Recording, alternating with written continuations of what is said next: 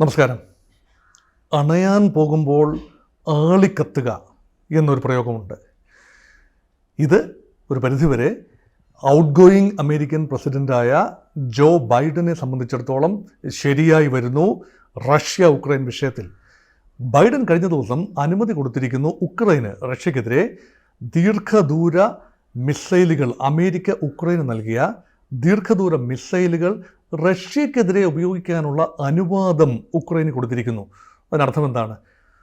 ഇവിടെ വിജയിച്ച് നിൽക്കുന്ന നിയുക്ത പ്രസിഡന്റ് ജനുവരി 20, 2025 അധികാരത്തിലെത്തേണ്ട എന്നാണ് അധികാര കൈമാറ്റം എന്നെത്തേണ്ട ഡൊണാൾഡ് ട്രംപ് എന്തു വില കൊടുത്തും റഷ്യയും ഉക്രൈനും തമ്മിലുള്ള വെടിനിർത്തൽ സാധ്യമാക്കും, താൻ സമാധാനം കൊണ്ടുവരും, താൻ ഭരണമേറ്റാൽ 24 മണിക്കൂറിനുള്ളിൽ ആ യുദ്ധം അവസാനിപ്പിച്ചിരിക്കും എന്ന പ്രതീക്ഷ, എന്ന പ്രഖ്യാപനം, എന്ന വാഗ്ദാനം നൽകിയിരിക്കുമ്പോൾ ഇപ്പോഴുള്ള out going president Joe Biden പറയുന്നു ആളിക്കത്തട്ടെ.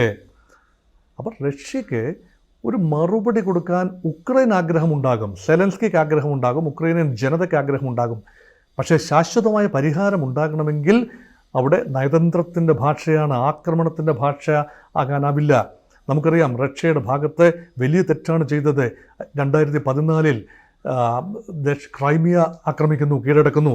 റഷ്യൻ ജനതയുള്ള പ്രദേശമാണ്, കീഴടക്കുന്നു, അനക്സ് ചെയ്യുന്നു.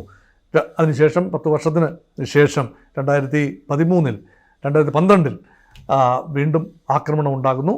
അന്ന് ഉക്രൈൻ്റെ കിഴക്കൻ മേഖലയായ ഡോണസ്ക് എന്നീ പ്രവിശ്യകളുടെ ഒരു നല്ല ഭാഗം ആക്രമിച്ച് ഏതാണ്ട് 1000 ദിവസത്തോളമാകുന്നു ആ യുദ്ധം. ഇപ്പം ഇന്ന് 997 ദിവസമായി.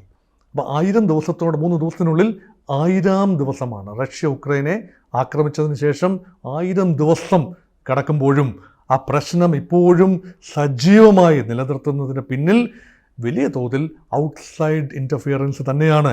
റഷ്യയെ സംബന്ധിച്ചിടത്തോളം ഉക്രൈൻ പാശ്ചാത്യ ചേരിയിൽ, പ്രത്യേകിച്ച് നെയ്റ്റോ എന്ന അമേരിക്കൻ സ്പോൺസേർഡ് മിലിറ്ററി അലയൻസിൽ ചേരുന്നത് സ്വീകാര്യമല്ല. അതുമാത്രമല്ല, റഷ്യയുടെ സാമ്രാജ്യത്വ മോഹങ്ങൾ, പുട്ടിൻ്റെ തന്നെ അതിമോഹങ്ങൾ, ഇതെല്ലാം തന്നെ ആക്രമണത്തിന് കാരണമാണ്. നമുക്ക് ന്യായീകരിക്കാനാവില്ല. പക്ഷേ റഷ്യയെ തിരിച്ച് ആക്രമിച്ച് പരാജയപ്പെടുത്തി റഷ്യയെ കീഴടക്കി ഉക്രൈൻ ഒരിക്കലും പൂർണ്ണമായി നിലനിൽക്കാനാവില്ല. കാരണം ചരിത്രത്തിൽ ഒരിക്കലും ഒരു ശക്തിക്കും റഷ്യയെ പൂർണ്ണമായി കീഴടക്കാനോ പരാജയപ്പെടുത്താനോ കഴിഞ്ഞിട്ടില്ല. റഷ്യയെ ആക്രമിച്ച എല്ലാവരും ചരിത്രത്തിൽ, ഉദാഹരണത്തിന് നെപ്പോളിയൻ ദി ഗ്രേറ്റ്, ഫ്രഞ്ച് ചക്രവർത്തി നെപ്പോളിയൻ റഷ്യ ആക്രമിച്ചു. തൻ്റെ സൈന്യങ്ങളുടെ വലിയ ഭാഗം റഷ്യൻ മഞ്ഞിൽ പുതഞ്ഞുപോയി.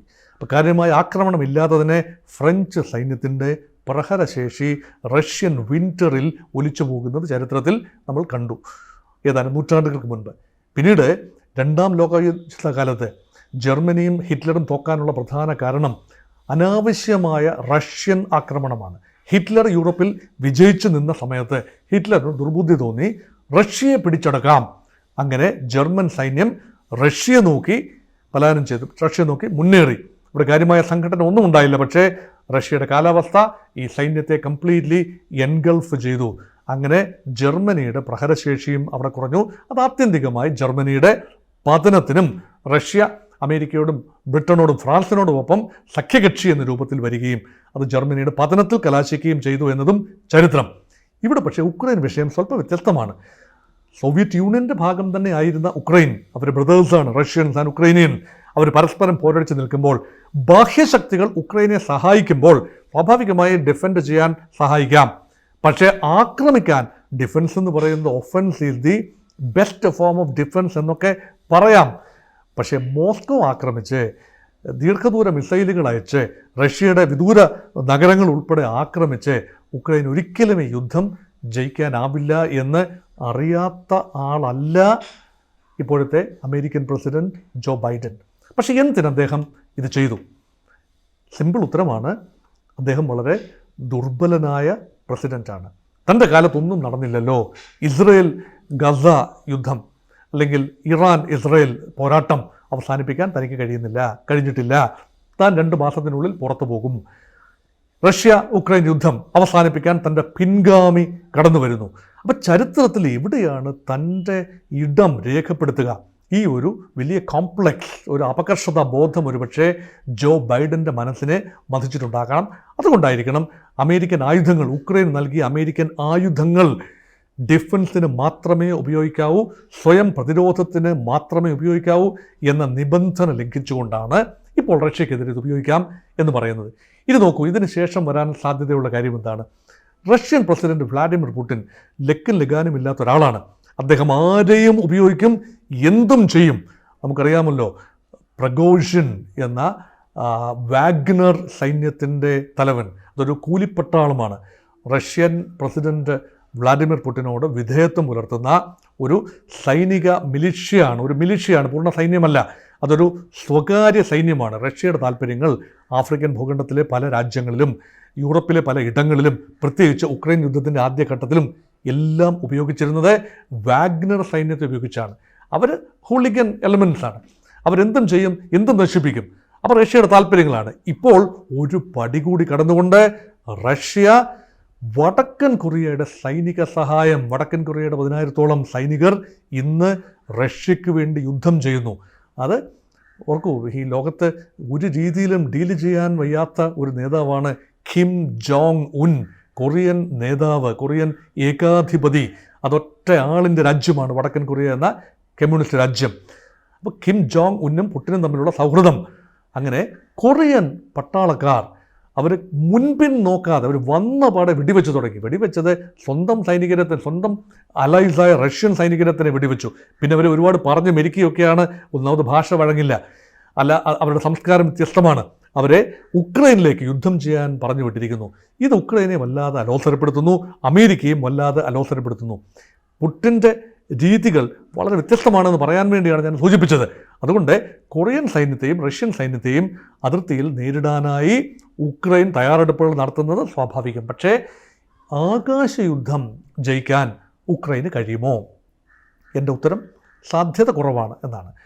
അതുമാത്രമല്ല, നെയ്റ്റോയ്ക്ക് അമേരിക്ക നൽകുന്ന സാമ്പത്തിക സഹായം പുതിയ പ്രസിഡന്റ് ഡൊണാൾഡ് ട്രംപ് അധികാരത്തിൽ വരുമ്പോൾ നിർത്തലാക്കും എന്ന് അമേരിക്കൻ ജനതയ്ക്ക് വാഗ്ദാനം നൽകി അവരുടെ വോട്ട് വാങ്ങി ജയിച്ചാണ് പ്രസിഡന്റ് ട്രംപ് അധികാരത്തിലേക്ക് എത്തുന്നത്. അപ്പോൾ ആ വാഗ്ദാനം പാലിക്കാതിരിക്കാനാവില്ല. അമേരിക്കയ്ക്ക് പണമില്ല, അമേരിക്കയ്ക്ക് ഉക്രൈന് വേണ്ടി കൊടുക്കാൻ പണമില്ല. അമേരിക്കയ്ക്ക് ആവശ്യത്തിന് പ്രശ്നം ആഭ്യന്തരമായിട്ടുണ്ട്. നെയ്റ്റോയുടെ സുരക്ഷ നെയ്റ്റോ നോക്കിയെങ്കിലേ പറ്റൂ. യൂറോപ്യൻ പാർട്ട്നേഴ്സ്, അത് ബ്രിട്ടനും ഫ്രാൻസും ജർമ്മനിയും സ്പെയിനും ഇറ്റലിയും എല്ലാം ചേർന്ന് ഉക്രൈൻ്റെ സുരക്ഷ നോക്കിക്കൊള്ളണം. അമേരിക്കയിൽ നിന്നും കാര്യമായ ആയുധ സഹായമോ ഗ്രാൻഡോ മറ്റ് സഹായങ്ങളോ പ്രതീക്ഷിക്കേണ്ടതില്ല എന്ന ഉഗ്രമായ ഒരു പ്രഖ്യാപനമാണ് ട്രംപിൻ്റെ ഭാഗത്തു നിന്ന് ഉണ്ടായത്. അതുകൊണ്ട് ഇപ്പോൾ കാറ്റുള്ളപ്പോൾ തൂറ്റുക, അല്ലെങ്കിൽ make hay when the sun is bright, ഇത് തന്നെയാണ് ഇപ്പോൾ അവസാന ഘട്ടത്തിലാണെങ്കിലും, ബൈഡൻ്റെ അവസാന ഘട്ടത്തിലാണെങ്കിലും തങ്ങൾക്ക് ഒരു അടിയെങ്കിലും റഷ്യക്ക് അടി കൊടുക്കാൻ പറ്റുമെങ്കിൽ നല്ലത് എന്ന ചിന്തയിൽ നിന്നുകൊണ്ടാണ് ഉക്രൈനും വ്ളാഡിമിർ സെലൻസ്കിയുമൊക്കെ ഈ വാഗ്ദാനം സ്വീകരിച്ച് മുന്നേറുന്നത്. റഷ്യയുടെ ഒരു ഗ്രാമം ഉക്രൈൻ കഴിഞ്ഞ ഏതാനും മാസങ്ങൾക്ക് മുമ്പ് പിടിച്ചെടുത്തു. ആ ഗ്രാമത്തിൻ്റെ മേലുള്ള നിയന്ത്രണം ഇപ്പോഴും ഉക്രൈൻ സൈന്യത്തിൽ തന്നെയാണ്. അത് വലിയ തോതിലാണ് റഷ്യ എന്ന അതിശക്തമായ രാജ്യം. 5600-ൽ പരം ആണവ പോർമുനകളുള്ള രാജ്യമാണ് റഷ്യ എന്ന് ഓർക്കണം. അപ്പം അങ്ങനെ ഒരു രാജ്യത്തെയൊക്കെ പരാജയപ്പെടുത്താനാവുമോ എന്നത് മറ്റൊരു ചോദ്യമാണ്.